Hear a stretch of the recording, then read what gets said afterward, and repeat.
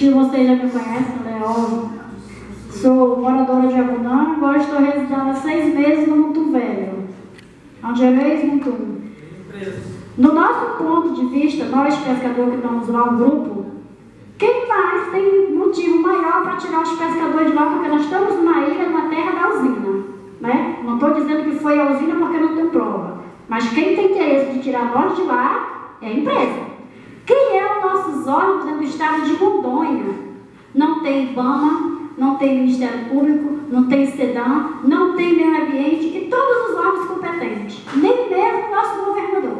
Moral para chegar num sítio nosso, onde nós estamos limpando uma área para plantar um pé de macaxeira para os nossos filhos comer, para multar nós. Por que não multa a usina que acabou com o nosso estado de Rondônia? E a nossa vida está difícil. Difícil mesmo, e cada vez está ficando. A gente não sabe onde é que nós vamos parar, o que é que nós vamos fazer. Vocês estão vendo um descaso que a usina trata os ribeirinhos? Trata nós aqui. Qualquer animal que ligar para a SBR, para a equipe do pessoal da usina e falar, tem um animal na beira da pista, vai 5, 6 caminhonetes buscar um animal guardado na estufa com sangue, para mim é a mesma coisa. Mas vai dizer que tem um filho da puta de um ser humano lá na beira da estrada passando fome, que eles mandam é um desgraçado abençoado lá tocar fogo no barraco.